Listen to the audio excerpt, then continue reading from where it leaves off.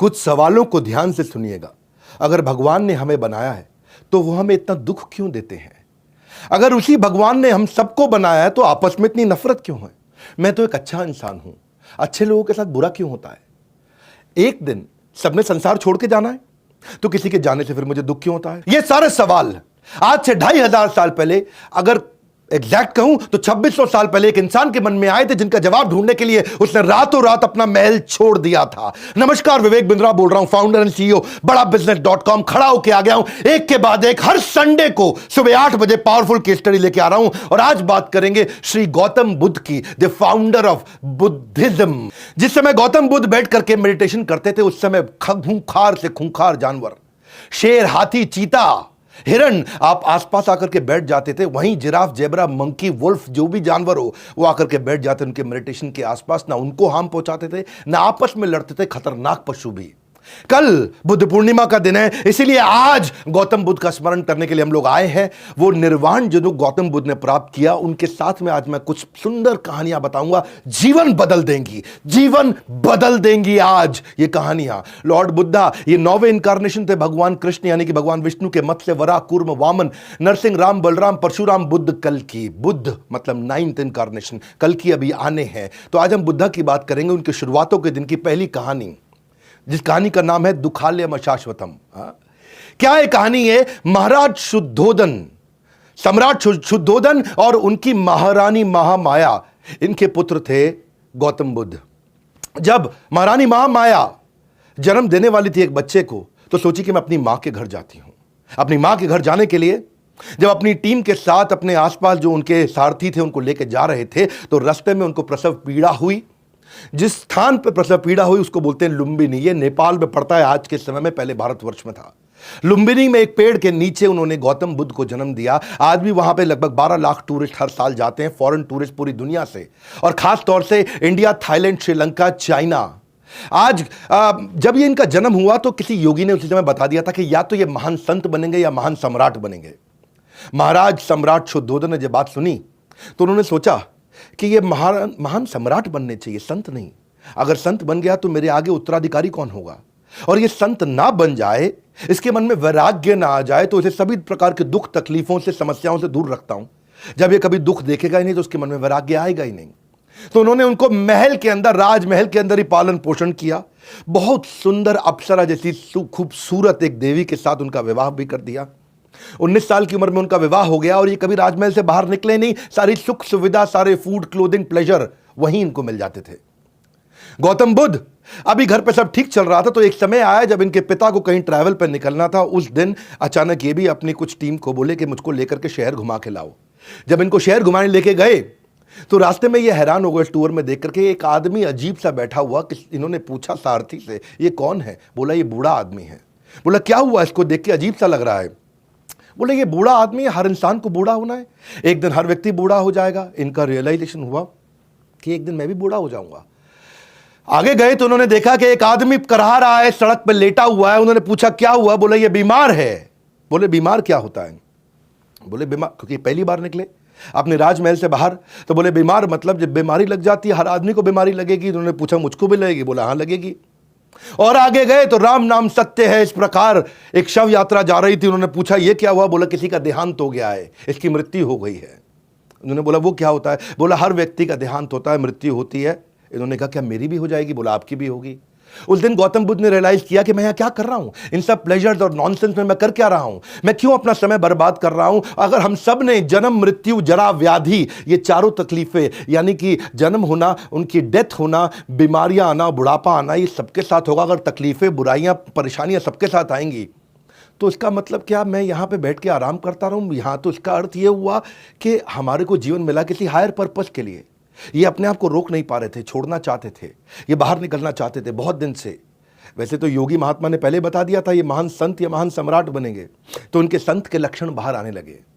ये घर पे रह करके इनको स्ट्रगल होने लगा, ये पत्नी के साथ, इनको बच्चे के साथ में वो सुख नहीं मिल रहा था। ये इन सारे प्रश्नों का उत्तर ढूंढना चाहते थे, जो प्रश्न मैंने आपको बताए, जिसके लिए ये निकलना चाहते थे, नहीं निकल पा रहे थे। पर एक दिन रात को चोरी छिपे चोर की तरह चुपचाप उठे, पीछे मुड़ के नहीं देखे, निकल गए। पीछे मुड़ के नहीं देखे, क्योंकि उनको मालूम था पीछे मुड़ूंगा तो मेरे पुत्र का प्रेम और मेरी पत्नी, धर्म पत्नी जिनसे बहुत प्रेम करते थे, वो उनको वापस खींच लेगा। ये चुपचाप निकल गए।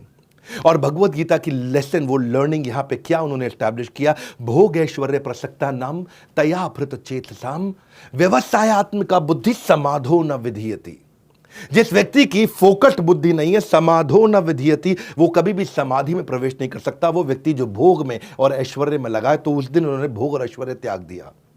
इनका कहना था, भगवत गीता का 13वें अध्याय का 9वां श्लोक, जन्म मृत्यु जरा व्याधि दुख दोषानुदर्शनम अनुदर्शनम अनुदर्शनम। इन्होंने सारे दुखों को, उसका अनुदर्शन, उसका दर्शन किया, उसको समझा, उसको पहचाना कि इस जीवन के अंदर जन्म मृत्यु जरा व्याधि, ये बहुत बड़े बड़े दुख हैं। अब ये निकल पड़े अपनी आध्यात्मिकता की खोज की यात्रा में। कई महीने साल बीत गए। आपको एक कहानी सुनाता हूं। एक आउटकास्ट वुमेन, जिसको बोलते हैं अछूत साधारण समाज के अंदर, वो रास्ते में एक मटका लेकर के ठंडा शीतल जल चलते चली जा रही थी। धूप का दिन था, बहुत गर्मी थी। भगवान बुद्ध ने उसको रोका, कहा कि क्या तुम मुझे थोड़ा जल पिला सकती हो? बोली, ब्राह्मण मुझसे जल मत मांगिए, क्योंकि ये योर होलीनेस, मैं कंटैमिनेटेड हूं, मैं दूषित हूं। उन्होंने पूछा, बोल के दूषित कैसे हो? बोले, क्योंकि मैं आउटकास्ट हूं, मैं लो कास्ट हूं, मैं नीची जाति की हूं। इन्होंने कहा, मैंने पानी मांगा है, तुम्हारी जाति को नहीं मांगा है, जाति नहीं पूछी तुम्हारी। वो बोले, हे ब्राह्मण, लेकिन मैं तो आउटकास्ट हूं। तो वहीं गौतम बुद्ध ने जवाब दिया, वो इंसान जो खुंदक खाता है, गुस्सा खाता है, लालची है, ईर्ष्या रखता है, द्वेष रखता है, बेशर्म है, जिसमें बुराइयां है, बेईमान है, पाखंडी है, वो नीची जाति का है। जाति जिसमें जन्म हुआ वो डिफाइन नहीं करती। और यही lesson Buddhism and Bhagavad Gita आज जो बात कर रहे हैं, चातुर्वर्ण्यम मया सृष्टम गुण कर्म विभागश, गुण कर्म विभागश, कि जो वर्ण है आपका वो गुण और कर्म पे विभाजित है। आपके क्या गुण आप डिस्प्ले कर रहे हैं और कैसे कर्म है आपके, ये जन्म विभागश नहीं है, ये गुण कर्म विभागश। तो गौतम बुद्ध ने क्या कहा, मनुष्य जन्म से नहीं बल्कि कर्म से शूद्र या ब्राह्मण होता है। कोई भी मनुष्य अपने कर्मों से महान बनता है, अपने जन्म से महान नहीं बनता है। दोबारा याद दिलाया तो सारे के सारे धर्मों में इतना कुछ सीखने के लिए है। और बुद्धिज्म और भगवत गीता दोनों न केवल पैरेलल हैं बल्कि सीक्वेंशियल भी हैं और पैरेलल भी है, इंटरवोवन है। दोनों में एक जैसी सुंदर से सुंदर शिक्षाएं हैं, इसलिए मैं दोनों का सामंजस्य आपको इस वीडियो में पूरा बताऊंगा। तीसरी कहानी, ये एक देवी जी के घर पे कुछ भोजन करने गए, उनसे भिक्षा ग्रहण करने गए। वो उनकी शिष्या थी और जब वहां पे कुछ नौकरानी आकर के कुछ खाना परोस रही थी, भोजन परोस रही थी, तो वो एक नौकरानी से बड़ा बर्तन भोजन का नीचे गिर गया। भोजन फैल भी गया, नीचे गिर गया। और उसने मालकिन की तरफ देखा, मालकिन मुस्कुराई, बोली कोई बात नहीं, दूसरा बर्तन ले आओ। तो ये परेशान हो गई, बोली मेरी मालकिन ने मुझे कुछ डांटा नहीं, मुझ पे चिल्लाया नहीं, शोर नहीं किया। हाँ, पिछले मालिक ने तो मेरा बुरा हाल कर दिया था, ये कैसी मालकिन है, इसके अंदर इतना प्रेम, इतनी करुणा कैसे, इतनी जल्दी माफ कर दिया। तो गौतम बुद्ध जब चले गए तब उन्होंने अपनी मालकिन से पूछा कि आपको गुस्सा क्यों नहीं आया मेरे ऊपर?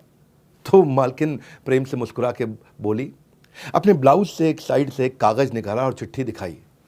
बोला कि आज सुबह सुबह मुझे संदेशा आया है कि मेरे पति और मेरे 8 पुत्रों का देहांत हो गया, किसी ने उनकी हत्या कर दी। बोला जब मैं उससे दुखी नहीं हुई और तब भी अनअफेक्टेड मुस्कुराहट के साथ भगवान की सेवा कर रही हूं, तो आपका बर्तन गिरना तो बहुत छोटी सी बात है। वो नौकरानी हैरान हो गई, बोले इतना बड़ा हादसा, आप हैरान नहीं हुए? वो बोली क्योंकि मैं भगवान बुद्ध की शिष्या हूँ, मैं उनकी डिसाइपल हूँ। और वही एस्टैब्लिश उन्होंने किया, वही एस्टैब्लिश उन्होंने किया जो 6 अध्याय के 19वें श्लोक में कृष्ण ने सिखाया, यदा दीपो निवातस्थो नाहिंगते सोपमा स्मृता योगिनो यत चित्तस्य युञ्जते योगमात्मना। जैसे दीपक, जैसे दिया, एक विंडलेस मतलब जहाँ हवा नहीं है, निवात, जहाँ वात यानी वायु नहीं है, वह आराम से टिक के जलता रहता है। वो दिया ऐसा हिलता नहीं है, वेवर नहीं करता, हाँ, आराम से जलता रहता है। उसी प्रकार योगी का भी चित्त इसी प्रकार स्टेबल रहता है। जिसने, गौतम बुद्ध कहते हैं कि जिसने अपने मन को वश में कर लिया, उसकी जीत को देवता भी हार में नहीं बदल सकते हैं, जिसने अपने मन को वश में कर लिया।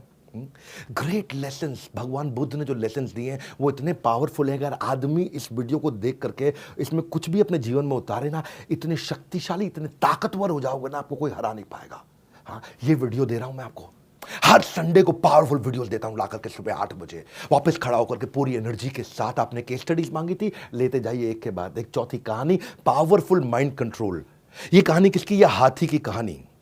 एक हाथी जो राजा का सबसे शक्तिशाली, पावरफुल, ओबीडियंट, सेंसिबल और स्किलफुल हाथी था, लड़ने में, युद्ध कौशल में पारंगत हाथी, हर युद्ध को जिता के लाता था अपने महाराज, अपने सम्राट को। वो हाथी एक दिन एक दलदल में फंस गया, और दलदल में फंस गया। उसका मिट्टी के अंदर, चिकनी मिट्टी के अंदर उसका पांव उतना अंदर चला गया, बाहर नहीं आ पा रहा। सबने बड़ा जोर लगाया, बहुत मेहनत की, बहुत प्रयास किया, लेकिन हाथी बाहर नहीं आ सका। पानी पीने गया था और फंस गया अंदर। जब सबने सारा जोर लगा लिया तो उसके बाद उन्होंने गौतम बुद्ध को बुलाया, बोला भगवान बुद्ध आप मदद करिए। भगवान बुद्ध ने आसपास देखा और एक बोला छोटा सा काम करो, सब लोग जाओ और युद्ध के नगाड़ों को लेकर के आओ, और युद्ध के नगाड़े ढा ढा ढा ढा ढा ढा ढा ढा ढा ढा जोर से बजाओ। और युद्ध के नगाड़े बहुत तेज बजाए जाने लगे। लोग हैरान थे, यार ये क्या आंसर हुआ, लेकिन बोले जो मैं कह रहा हूं वो करिए। युद्ध के नगाड़े जब तेजी से बजाए तो हाथी अचानक हिला, बहुत तेज उसने गर्दन हिलाई और शोर मचाया, सूंड ऊपर उठाई, एक पांव निकाला, दूसरा पांव निकाला, हाथी बाहर निकल आया। तो लोग हैरान हो गए, बोले ये हाथी जिसको निकालने के लिए सबने जोर लगा दिया, युद्ध के नगाड़े सुनते ही बाहर आ गया। तो गौतम बुद्ध से पूछा ये कैसे हुआ। भगवान बुद्ध ने कहा इसकी फिजिकल एबिलिटी में कमी नहीं थी, इसको बस थोड़ा सा कॉन्फिडेंस और मोटिवेशन चाहिए था। वो युद्ध का कॉन्फिडेंस, मोटिवेशन, वो ढोल नगाड़े सुनते ही इसके अंदर वो ताकत वापस आ गई। अगर आपको भी कोई धक्का लगाने वाला, आपको भी कोई मोटिवेट करने वाला, आपको भी ऐसा कम्युनिटी, ऐसे लोग आजू बाजू मिल जाए जो आपको मोटिवेट और कॉन्फिडेंस देकर के बढ़ा सकें, तो आप में भी फिजिकल कमी नहीं है।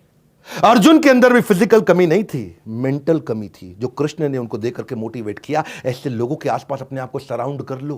कृष्ण क्या कहते हैं, क्लैब्यम मास्म गमा पार्था नैतत्व उपपद्यते शूद्रम हृदय दौर्बल्यम त्यक्त्वा उत्तिष्ठ परंतप। खड़ा हो जाओ अर्जुन, उत्तिष्ठ। कैसे तुम्हारे अंदर इतनी दुर्बलता आ गई अर्जुन? ऐसा कोई आसपास आपको कॉन्फिडेंस, मोटिवेशन देने वाला चाहिए।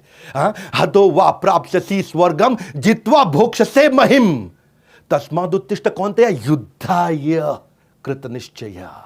दूसरे अध्याय का 37वां श्लोक। कृष्ण क्या कहते हैं कि हतो वा प्राप्स्यसि स्वर्गम, अगर तुम्हारी हत्या भी हो गई, हतो वा प्राप्स्यसि, तुम स्वर्ग को प्राप्त कर जाओगे, क्योंकि तुम अपना धर्म का पालन कर रहे हो।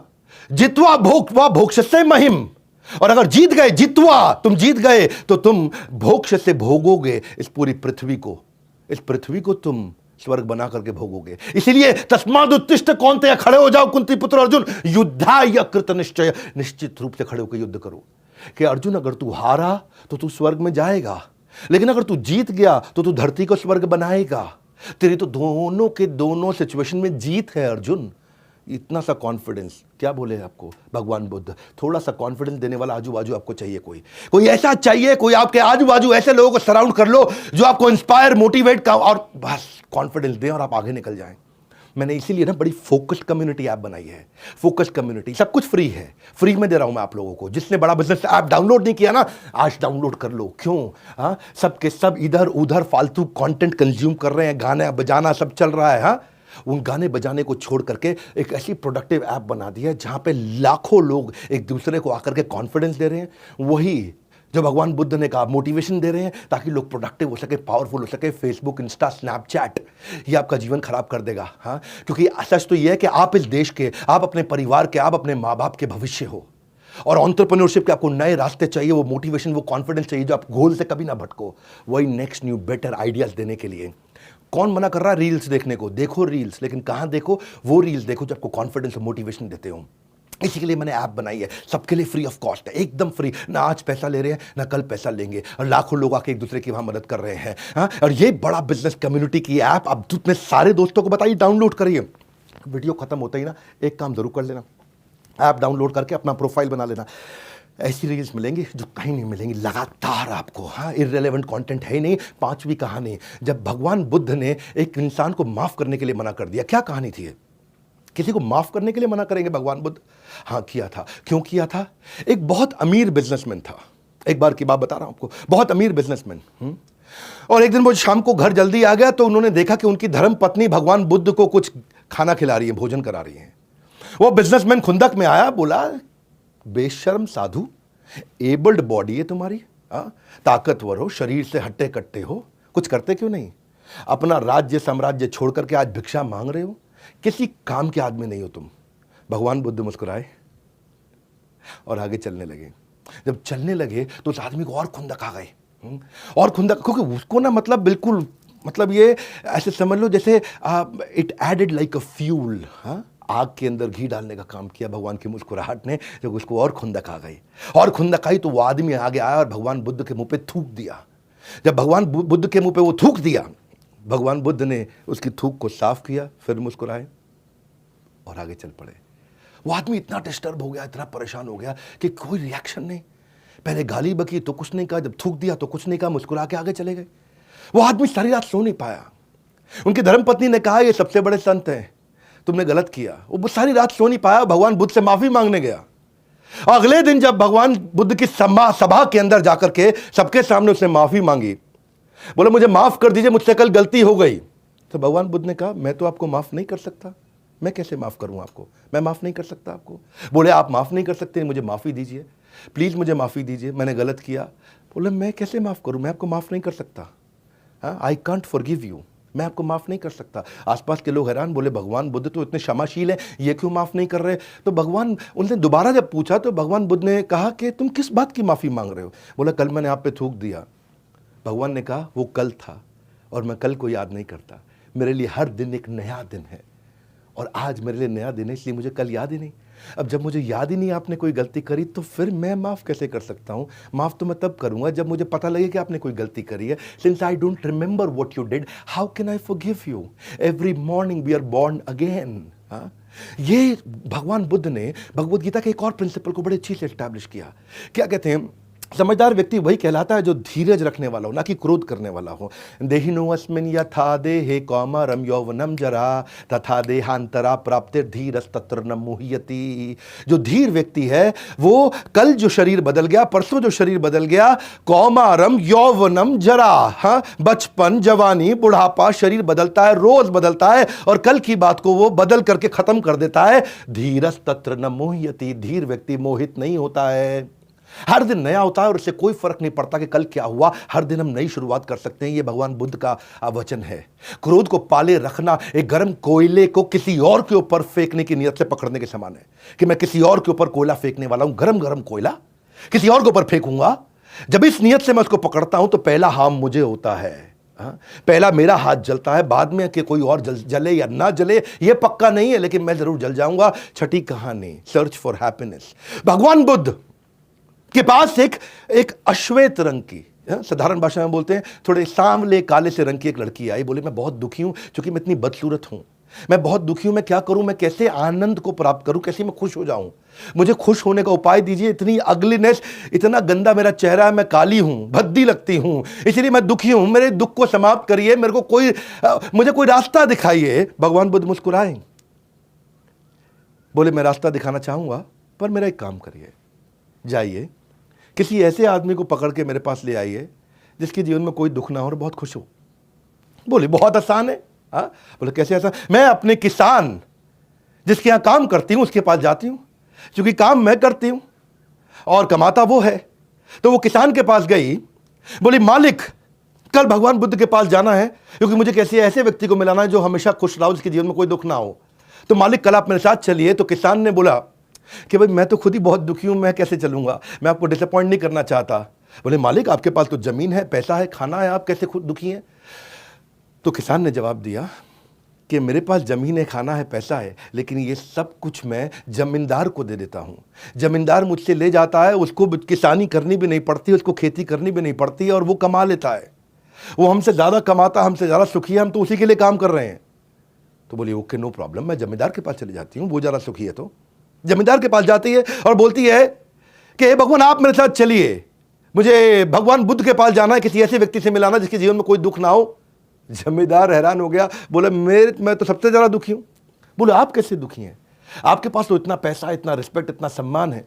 बोले मुझे दुख है और परेशानी है और टेंशन है, चोरों की, लुटेरों की, डकैतों की, हर समय मुझ पर नजर रखते हैं, रात को मैं ढंग से सो नहीं पाता। तो बोले फिर कौन है सुखी व्यक्ति। बोले असली सुखी जो मिनिस्टर है ना राजा के, वो सबसे ज़्यादा सुखी हैं। उन्हें क्या करना है, वो तो हमको दंड देते हैं, हमसे टैक्स लेते हैं, हमसे सब वसूलते हैं और आराम से राजपाट का सुख भोग रहे हैं। कहती कोई बात नहीं, मिनिस्टर के पास जाती हूँ। जब मिनिस्टर के पास जाती तो वहां भी यही उत्तर मिलता है उसको कि मुझ पे तो जनता का गुस्सा फूटता है, युद्ध का परिणाम मुझे सब झेलना पड़ता है, इतनी तकलीफें जो राजा बोलते हैं करना पड़ता है, कोई छुट्टी नहीं मिलती, 365 दिन काम करना पड़ता है, मैं राजा के साथ जुड़ा हूं लेकिन सारी तकलीफें मुझे को झेलनी पड़ती हैं। तो उसको समझ में आया कि ओ, राजा राजा को कोई इंस्ट्रक्शन नहीं देता, राजा सबको इंस्ट्रक्शन देता है। तो वो सुखी होगा। जब वो राजा के पास गई तो राजा का भी वही हाल। राजा बोला नहीं नहीं मैं तो बहुत परेशान हूं। बोले तुम क्यों परेशान हो? बोले मेरे दुश्मन मेरे ही घर में रहते हैं, कब कौन मुझे मार दे पता नहीं, ना मैं सो पाता हूं ना पीस ऑफ माइंड है। हाँ? मैं तो इतना परेशान रहता हूं कि मैं कहीं अकेले भी नहीं जा सकता, मेरे साथ में इतने लोग जाने पड़ते हैं और कभी कभी मन करता है कि मैं भी अकेले में बाजार जाऊं, कुछ खाऊं पीऊं, लेकिन इतने लोगों के साथ जाना पड़ता है क्योंकि हर समय टेंशन में रहता हूं। तो वो भगवान बुद्ध के पास गई, उसने सारी कहानी सुनाई, ऐसा ऐसा हुआ। हाँ, किसान के पास गई, जमींदार के पास गई, मिनिस्टर के पास गई, राजा के पास गई। तो भगवान ने बताया उनको कि यही असल में लेसन है कि आपको जो सुख मिलेगा वो कहाँ से मिलता है? सुसुखम कर्तुम अव्ययम। असली सुख कब मिलता है? जब राज विद्या राजगुह्यम पवित्रम इदम उत्तमम। जब आपको राज विद्या, वो सीक्रेट विद्या, वो ज्ञान आपके अंदर प्रज्वलित होता है। खुशी पाने के लिए खुद प्रयत्न करें, दूसरों पर निर्भर ना रहें।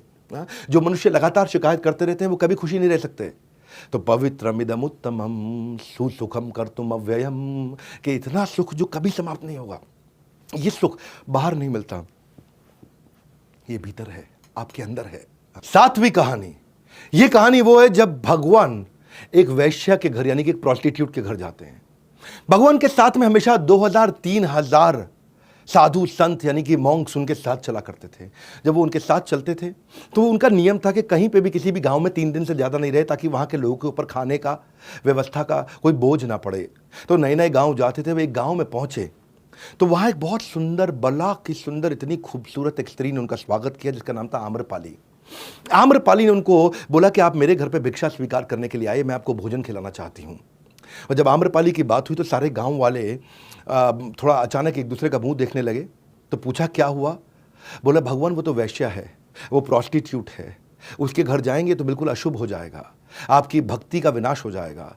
तो भगवान ने कहा नहीं, क्यों इनऑस्पिशियस है, क्यों विनाश होगा? उसने इतने प्रेम से बोला है, मैं उसका भोजन स्वीकार करूंगा, मैं उसके लव एंड अफेक्शन को स्वीकार करना चाहता हूं, मुझे उसके शरीर को थोड़ी स्वीकार करना है। हाँ, वो उसने मुझे तो वो चले गए वैश्या के घर पे और लोग इधर उधर देखने लगे। बोले लगता है भगवान की भक्ति समाप्त हो गई यहीं, लगता है गौतम बुद्ध का पतन हो गया है। गौतम बुद्ध गए उनके घर पे तो उसने उनको नए वस्त्र दिए, बारिश में भीगे हुए थे, नए वस्त्र दिए, उनको एक नया स्थान दिया जहाँ वो बैठे, उनको 56 भोग, उनको अच्छे से भोजन खिलाया और खिलाने के बाद उनको कहा कि भगवान आप यहीं आराम करें। वैश्या भी पास में जाकर के दूसरी तरफ जाकर के सो गई। पूरा का पूरा गांव परेशान हो गया कि वैश्या के घर पे जाकर के भगवान सो, एक प्रोस्टिट्यूट के घर पे, उनके घर के अंदर रात वहीं बिताई है। तो सब भ्रष्ट हो गया, सब समाप्त हो गया। पूरा गांव सुबह सुबह इकट्ठा हो गया दरवाजे के बाहर ये देखने के लिए कि भगवान जब बाहर आएंगे निकल करके और वैश्या बाहर आएगी तो उनकी क्या अवस्था होगी, उस अवस्था को देखना चाहते हैं। और वो जब सुबह हुई और दरवाज़ा खुला तो दोनों भगवान और वही वैश्या आम्रपाली प्रोस्टिट्यूट दोनों दरवाजे से बाहर निकले। और जब बाहर निकले तो सब हक्के बक्के रह गए देख के। हक्के बक्के इसलिए रह गए क्योंकि वैश्या जो कपड़े पहनती थी वो थे ही नहीं। वैश्या ने उस समय गेरुए वस्त्र, सैफरन क्लोथ धारण कर लिए और उस दिन हेड शेव करके वो भिक्षु बन गई। और भगवान ने क्या उत्तर दिया कि my ways are more powerful than her. उस वैश्या ने अपना जितना भी धन एकत्रित किया था सब कुछ भगवान को दान कर दिया ताकि एक बौद्ध मठ बनाया जा सके। और क्या भगवत गीता का प्रिंसिपल यहां स्टैब्लिश किया कि ज्ञान विज्ञान तृप्तात्मा कूटस्थो विजितेंद्रिय युक्त इच्छुते योगी समलोष्ट शमकांचना।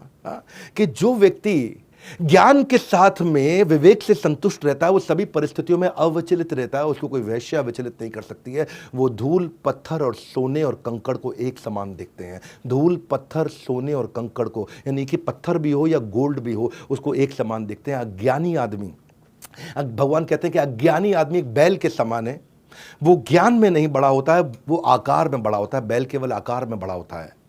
तो भगवान ने बाहर निकल करके उस झोपड़ी से वैश्या के क्या उत्तर दिया कि my purification is more powerful than her contamination.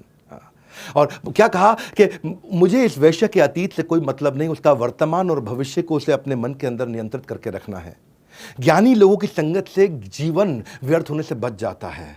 और बाकी लोगों के लिए उन्होंने क्या कहा कि शक एक लाइलाज बीमारी है। शक एक लाइलाज बीमारी है जो आपको दीमक की तरह समाप्त कर सकती है। 8वीं कथा के ऊपर चलते हैं, कोलैबोरेट नॉट कंपीट। एक व्यक्ति भगवान की शरण में आया, बोला मैं बहुत परेशान हूं। भगवान ने कहा क्यों परेशान हूं? बोले महात्मा बुद्ध, मैं बड़ा व्यापारी हुआ करता था, मेरा सारा व्यापार डूब गया। बोले क्या हुआ? बोला मेरा दोस्त था बचपन का, वो बहुत गरीबी में था, गुर्बत में था, परेशानी में था। मैंने उसकी परेशानी में उसकी मदद करी और इतनी मदद करी कि आज वो बड़ा व्यापारी हो गया और रोज बढ़ता चला जा रहा है। इतना बड़ा व्यापारी हो गया और मैं रोज गरीब होते चला जा रहा हूं, पूरी तरह बर्बाद हो गया। मैं रोज उसको देखता हूं कि वो और आज आगे बढ़ गया और रोज अपने आप को देखता हूं कि मैं और नीचे गिरा। उसको देखता हूं वो और आगे बढ़ा, फिर देखता हूं वो और आगे बढ़ा और भगवान वो इतना बड़ा हो गया और मैं बिल्कुल बर्बाद हो गया। तो गौतम बुद्ध ने उनसे कहा कि तुमने उससे जाके मदद मांगी? बोला नहीं, मैं मदद मांग के अपने आप को छोटा नहीं करना चाहता।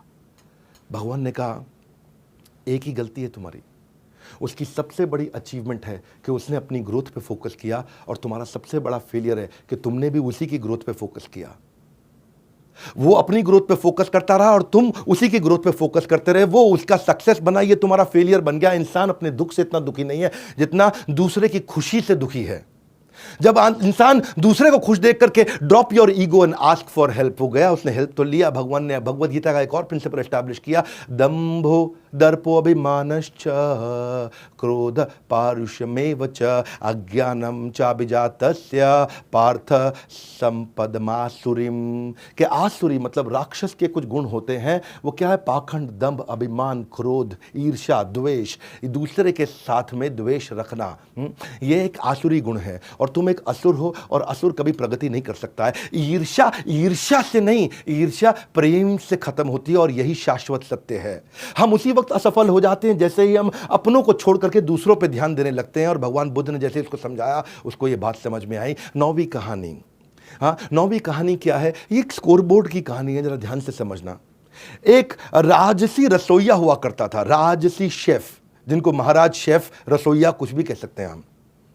वो रोता हुआ भगवान बुद्ध के पास गया। बोला भगवान बुद्ध, मैं इतना काम करता हूं, इतना कटिंग, चॉपिंग, कुकिंग, इतनी मेहनत करता हूं, इतना इनोवेटिव डिशेस बनाता हूं, लेकिन हमेशा अननोटिस चला जाता है। कोई मुझे नोटिस नहीं करता, कोई मेरे किए हुए काम पे ध्यान नहीं देता, मुझे उसका कभी कोई क्रेडिट नहीं मिलता। तो भगवान बुद्ध उसको देख के मुस्कुराए और बोले एक बात बताओ कि इस पूरे के पूरे राजमहल का जो सबसे बड़ा द्वार है, मेन द्वार, वो कितना दूर है? वहां तक पहुंचने में कितना देर लगता है? रसोइये ने कहा कि भगवान वहां पहुंचने में 2 घंटा लगता है। अगर मैं वहां होकर के आऊं, वापस आऊं तो 2 घंटा लग जाएगा। भगवान ने कहा कोई बात नहीं, जाओ, पर जल्दी से जल्दी लौट के आना, बस उस दरवाजे को छू के आना। वो रसोइया भागा भगवान के आदेश पे और वापस आया, 1 ही घंटे में वापस आ गया। तो सारे देख के हैरान, बोला था दरवाजे को छू के आना, 2 घंटे का काम 1 घंटे में लौट के आ गया, झूठा आदमी। लेकिन उसने कहा नहीं भगवान, मैं दरवाजे को छू के आया। बोले कैसे छुआ? बोले मैं भागते हुए गया था और भागते हुए आया। भगवान ने कहा कि इन सब मानेंगे तभी जब तुम एक बार और करोगे। वो एक बार और गया, भागा और वापस छू के 1 घंटे में आ गया। लोग अभी भी नहीं माने, ये गया ही नहीं होगा, छुआ ही नहीं होगा। तो भगवान ने कहा फिर क्या किया जाए? उसने कहा कि भगवान एक काम करते हैं, अपने ही किसी एक शिष्य को बोलो कि वो उस द्वार पर खड़ा हो जाए, वो वहां जाकर के चेक करे कि मैंने उस द्वार को छुआ कि नहीं छुआ। भगवान ने कहा हाँ, मुस्कुराए, बोले ठीक है। वो जाके द्वार पे खड़ा हुआ। इस बार वो भागते हुए गया और फिर द्वार को छुआ और फिर लौट के 1 घंटे में आ गया। और सबने कंफर्म भी कर दिया कि हाँ ये तो द्वार तक आया था और 1 ही घंटे में लौट के आ गया। तो शिष्यों ने पूछा भगवान ये सारा क्यों किया आपने? बोला बस मैं यही बताना चाहता था कि जब काम कर रहे हो ना, तो ऐसे काम करो कि आइसोलेशन में ना हो, कंट्रीब्यूशन में हो और कोलैबोरेशन में हो, ताकि लोग आपको देख करके रिकॉग्निशन दे सकें। बोला क्या अर्थ हुआ? बोला काम ऐसे मत करो कि किसी को दिखाई ना पड़े। काम ऐसे करो कि जैसे वहां पे आप दरवाजे को छू करके आए और किसी ने देख लिया, ताकि तुम्हारे को उसका रिकॉग्निशन मिल सके। इसको बोलते हैं रिपोर्टिंग द स्टेक होल्डर्स। एक विजिबल स्कोर बोर्ड, आज की मैनेजमेंट की पढ़ाई में इसको कहते हैं visibility and accountability. Visible score board business में भी, काम के अंदर भी, ऑफिस के अंदर भी ऐसा ही करना चाहिए। और भगवद गीता के एक और प्रिंसिपल को एस्टैब्लिश किया, जहां भगवान कृष्ण ने अपना विराट रूप दिखाया। अर्जुन को भी दिखाना पड़ा, तो अपने काम को दिखाना पड़ता है। हाँ क्या बोले संजय 11वें अध्याय के 9वें श्लोक में? बोले एवं उक्त्वा ततो राजन महायोगेश्वर हरि दृश्यम आशा पार्थस्य। पार्थ को अपना पूरा दृश्य दिखाया, परमम रूपम ऐश्वर्यम, अपना परम रूप ऐश्वर्य भगवान ने दिखाया। तो भगवान बुद्ध ने बोला कि कभी कभी अपना ऐश्वर्य दिखाना पड़ता है। और भगवत गीता में अगर कृष्ण ने अपना ऐश्वर्य दिखाया तो तुम तो रसोइये हो, तुमको क्यों जरूरत नहीं पड़ेगी अपना ऐश्वर्य दिखाने के लिए। इतने सुंदर लेसन्स। मैंने ये देखा कि बुद्धिज्म और भगवत गीता दोनों पढ़ाई एकदम सेम है, दोनों की शिक्षाएं एकदम सेम है। मैं आज आपको 10वीं कहानी सुनाने जा रहा हूं, और ये 10वीं कहानी क्या है, when you reject a parcel it comes back to you. क्या अर्थ हुआ? एक बार भगवान बुद्ध एक किसी गांव से निकल रहे थे, तो वहां पे एक बहुत बदतमीज इंसान आकर के भगवान बुद्ध के सामने जोर जोर से उनको गालियां देने लगा कि तू स्टूपिड है और तुम एक फेक साधु हो, एक झूठे साधु हो। सारे गांव के सामने जोर जोर से चिल्लाने लगा, बुरा भला बोलने लगा। इतना बुरा भला बोला तो भगवान बुद्ध को कोई असर नहीं पड़ा, वो ऐसे मुस्कुराते रहे और आगे चल पड़े। सारे गांव वालों ने पूछा, इसने आपको इतना बुरा भला बोला, आपको बुरा नहीं लगा? आपने कुछ जवाब नहीं दिया, आपको कुछ तो कहना चाहिए था। तो भगवान बुद्ध ने उनसे पूछा कि अगर आप किसी के घर में कोई चिट्ठी भेजोगे, एक पार्सल भेजोगे, अगर वो पार्सल को रिसीव नहीं करता किसी कारणवश, तो उस पार्सल का, उस चिट्ठी का क्या होगा? तो गांव वालों ने बोला, वो चिट्ठी पार्सल भेजने वाले के पास वापस आ जाएगा। तो भगवान ने कहा, यही तो मैं भी कर रहा हूं। हाँ, जो उसने मुझे गाली दी, बुरा भला बोला, अगर मैंने स्वीकार नहीं किया तो वापस उसके पास चला गया। इसको बोलते हैं back to the sender, sender के पास वापस चला गया। हाँ, क्योंकि मैंने तो उसको स्वीकार ही नहीं किया। जितात्मन प्रशांतस्य परमात्मा समाहित शीत उष्ण सुख दुखेशु तथा मान अपमानियो। कि जिसने मन को जीत लिया है, जितात्मन, जिसने मन को जीत लिया है, प्रशांतस्य, वो इतना शांत हो जाएगा। परमात्मा समाहिता, परमात्मा तो उसको पहले ही मिल गए हैं। शीत उष्ण, सर्दी गर्मी, सुख दुख, मान अपमान, इन 6 परिस्थितियों के अंदर वो हमेशा स्टेबल रहेगा। तो जितना देर, देखिए मेरी बात सुनिए, हमेशा याद रखें कि क्रोध करना अपने मन में एक बड़े बोझ को रखने के समान है। तो भगवान बुद्ध क्या कहते हैं कि तुम अपने क्रोध के लिए दंड नहीं पाओगे, तुम अपने क्रोध के द्वारा ही दंड पाओगे। क्योंकि शब्दों के भीतर नष्ट करने की और स्वस्थ करने की दोनों बहुत बड़ी शक्तियां होती हैं। और वही सारी लेसन जैसे जैसे मैं भगवत गीता में पढ़ता गया, तो आज मैं आपको बताना चाहता था कि कैसे सारे शास्त्रों में, सारे धर्मों में कितनी सुंदर शिक्षाएं हैं। आप किसी भी धर्म और शास्त्र को पढ़ते हो, उसको जीवन में अप्लाई करें और आपकी प्रगति होगी। 11वां अध्याय आज का, फाइंडिंग द इनर पीस। एक यंग बालक भगवान बुद्ध के पास आया, बोला अगर मैं बहुत मेहनत करूं तो मुझे क्या इनर पीस और दुखों से मुक्ति मिल सकती है? यानी कि आंतरिक शांति और दुखों से मुक्ति मैं ये चाहता हूं, मैं इसके लिए बहुत मेहनत करूंगा। भगवान बुद्ध ने कहा तुम्हें 10 साल लगेंगे। लेकिन उससे भी ज्यादा मेहनत करूंगा तो 20 साल लगेंगे। अच्छा, 3 गुना ज्यादा मेहनत करूंगा तो 30 साल लगेंगे। वो लड़का परेशान हो गया, बोला जितना कहता हूं मेहनत करूंगा, भगवान कहते हैं और ज्यादा समय लगेगा। परेशान हो गया, डिसअपॉइंट हो गया। उन्होंने पूछा ऐसा क्यों? तो भगवान ने उत्तर दिया, happiness is not outside in, it is inside out. यह आपके ज्ञान के साथ अंदर से आती है। श्रद्धावान लभते ज्ञानम तत्पर सत्येंद्रिया, ज्ञान लब्ध्वा पराम शांतिम अधिरेणाधिगच्छति। कि जिस व्यक्ति के अंदर ये ज्ञान आ जाता है, हाँ, जो अपने मन को कंट्रोल कर सकता है डिवाइन नॉलेज के साथ, वो एवर लास्टिंग सुप्रीम पीस को अपने आप हासिल कर लेगा। शांतिम अधिगच्छति, वो इस शांति को, गच्छति मतलब प्राप्त करने के लिए निकल चुका होगा, उसे कभी तकलीफ नहीं आती। और जहां तक रही बात दुखों की, तो दुखों के लिए भगवान ने कहा है, युक्त आहार, युक्त विहार, युक्त चेष्टा, युक्त स्वप्ना, युक्त अवबोधस्य योगो भवति दुःखः। ये सारे दुख समाप्त हो जाएंगे जब आदमी रेगुलेट हो जाएगा। रेगुलेट तरीके से सोएगा, रेगुलेट तरीके से कर्म करेगा, रेगुलेट तरीके से खाएगा। ज्यादा खाएगा तो भी दुख, कम खाएगा तो भी दुख। ज्यादा सोएगा तो भी दुख, कम सोएगा तो भी दुख। ज्यादा प्रयास करेगा तो भी दुख, कम प्रयास करेगा तो भी दुख। हाँ, और जो व्यक्ति थोड़े में खुश रहता है वो सबसे ज्यादा अधिक खुश रहता है। तो भगवान ने कई तरह से भगवत गीता के सारे प्रिंसिपल्स को एस्टैब्लिश करते चले गए। और आज की आखिरी कहानी, डिड वर्सेस डू। एक गांव के अंदर से जब भगवान निकले तो वहां कुछ अमीर लोग आए, बहुत अमीर लोग, वहां के राजा, बड़े बड़े व्यापारी आए, बड़े बड़े गिफ्ट लेकर के। इतने बड़े बड़े गिफ्ट लेकर के आए और भगवान उन गिफ्ट को रिसीव करते और अपने शिष्य को बोलते, डिसाइपल को बोलते कि इसको साइड में रख दो। और गिफ्ट रिसीव करते, डिसाइपल को बोलते साइड में रख दो। सबके सब गिफ्ट दिए जा रहे थे और भगवान उसको साइड में रखते चले जा रहे थे। मैं वहीं उन्होंने देखा कि एक बूढ़ी गरीब औरत पेड़ के पीछे छुपी हुई है और छुप छुप करके भगवान को देख रही है, छुप छुप करके भगवान को देख रही है। तो उन्होंने बुलाया, आप बाहर आओ। और बाहर आए।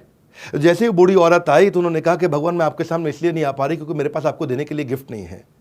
और आधा खाया हुआ सेब था, उसने तुरंत वही भगवान को पकड़ा दिया और भगवान मुस्कुराए। उन्होंने से आधे खाए हुए झूठे सेब को उठाया और खाना शुरू कर दिया। सारे शिष्य बोले कि भगवान इतने बड़े बड़े गिफ्ट आए, आपने वो रिसीव किए नहीं, साइड में रख दिए। इसने झूठा आधा खाया हुआ सेब, उसको आपने खा लिया।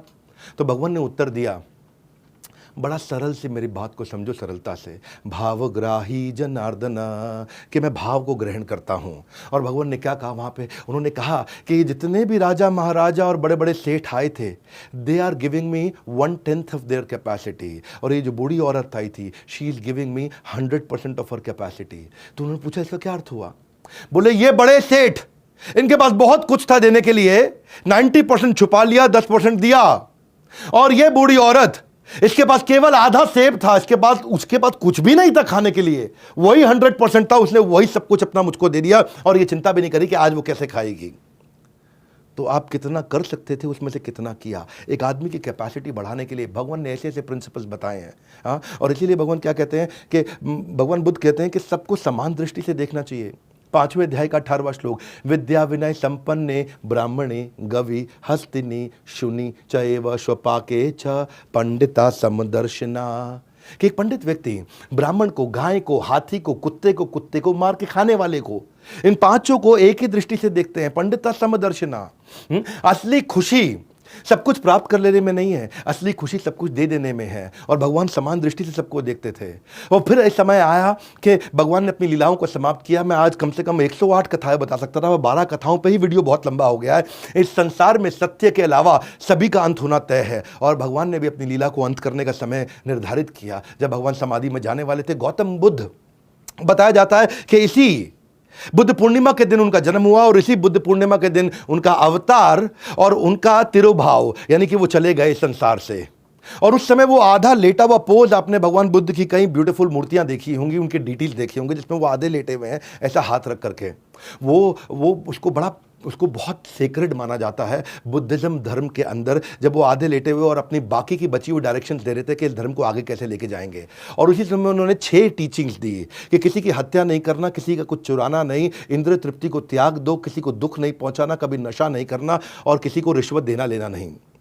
3 उन्होंने नोबल ट्रूथ दिए। क्या बोला कि दुख आएगा ही आएगा और दुख का कारण इच्छाएं हैं, और जिस दिन इच्छा समाप्त हो जाएगी दुख समाप्त हो जाएगा। 3 बातें, बहुत सुंदर बातें, बहुत सुंदर ज्ञान दिया उन्होंने कि दुख अपरिहार्य, अनअवॉइडेबल, आएगा ही आएगा और इच्छाएं दुख का कारण है। जिस दिन इच्छा समाप्त हो गई दुख भी समाप्त हो जाएंगे। ब्यूटीफुल लर्निंग्स, ये अपने सारे बच्चों को दिखाइएगा इस वीडियो को। बुद्धिज्म में आज 520 फॉलोअर है पूरी दुनिया के अंदर, लगभग 7% पॉपुलेशन। बुद्धिज्म में कोई होली किताब नहीं है जैसे कि बाइबल है, कुरान है या भगवत गीता है, ऐसी कोई किताब नहीं है, पर उनकी टीचिंग्स हैं। आज चाइना के अंदर 18% लोग बुद्धिस्ट हैं। आज आप देखेंगे थाईलैंड के अंदर 93% लोग बुद्धिस्ट हैं और जापान के अंदर सबसे ज़्यादा 67% लोग बुद्धिस्ट हैं। वैसे BR Ambedkar, tiger would, Steve jobs और रिचर्ड गियर भी बुद्धिस्ट बन गए थे आगे चल के। बहरहाल ये बुद्धिज्म की कहानी। और अब क्योंकि इस समय बुद्ध पूर्णिमा आई है, इसलिए हमने भगवान बुद्ध को याद किया और उनके लेसन्स। आज किसी भी बच्चे के अंदर, किसी भी बड़े के अंदर अगर ये लेसन्स में से कुछ भी आ गया तो जीवन में क्रांति आ सकती है। इसको धैर्य के साथ सुनने वाला वीडियो था। मैं कहूंगा कि इस वीडियो को आप पूरे देश को सुनाइए, क्योंकि संस्कार बदलना चाहता हूं मैं यहाँ पे, और संस्कार के साथ व्यापार भी बदलना चाहता हूं। इसीलिए मैंने लास्ट में जाते वक्त 1 मिनट आपको बता दूं, बिजनेस के ब्रह्मास्त्र के बारे में अगर आपको नहीं पता, मैं fast track MBA crash course लेके आया हूं। Fast track MBA crash course, उसमें 300 से ज्यादा स्ट्रैटेजी दे रहा हूं आपको मैं। आज लोगों के जीवन में बहुत सारी तकलीफें हैं। कस्टमर आ रहा है, रुकता नहीं है, नेगोशिएट कैसे करूं, कस्टमर की सर्विस कैसे करूं, मैन पावर कैसे हायर करूं, पैसा नहीं है, बिजनेस को कैसे बड़ा करूं, नई लीड कैसे लेकर के आऊं, मार्केटिंग कैसे करूं, सोशल मीडिया कैसे इस्तेमाल करूं, फाइनेंस की समस्या, सेल्स की समस्या, कस्टमर की समस्या, रिक्रूटमेंट की समस्या, पीपल डेवलपमेंट की समस्या, सारी समस्याओं का समाधान फास्ट ट्रैक MBA 2999 रुपए में दे रहा हूं। हाँ, मैं ये 29 करोड़ 29 लाख 29 हजार नहीं मांग रहा हूं आपसे, 2999 रुपए मांग रहा हूं। हाँ, लो price guarantee, free service guarantee, replacement guarantee और सबसे बड़ी बात मनी बैक गारंटी। पसंद नहीं आए ना, 48 घंटे में पैसा वापस। हाँ, पड़े के चक्कर में कोई नहीं है, टक्कर में। इस देश को बदलने के लिए ना मैं इस समय खड़ा हो चुका हूं और क्रांति के साथ हर संडे को पावरफुल वीडियो लेकर के आ रहा हूं। इन वीडियोस को देखिए, सब तक पहुंचाइए और ये 2999 रुपए का रिस्क अपने लिए ले लीजिए। नहीं पसंद आएगा तो पैसा वापस, आपका कोई रिस्क ही नहीं है भैया। आपको 100% मनी बैक गारंटी दे रहा हूं, रिस्क फ्री कर दिया कंप्लीटली आपके लिए। ये 9810544443 ये वो नंबर है जो कभी भूलना नहीं। और बड़ा बिजनेस की ऐप आपने डाउनलोड कर ली होगी, कंप्लीटली फ्री है सबके लिए।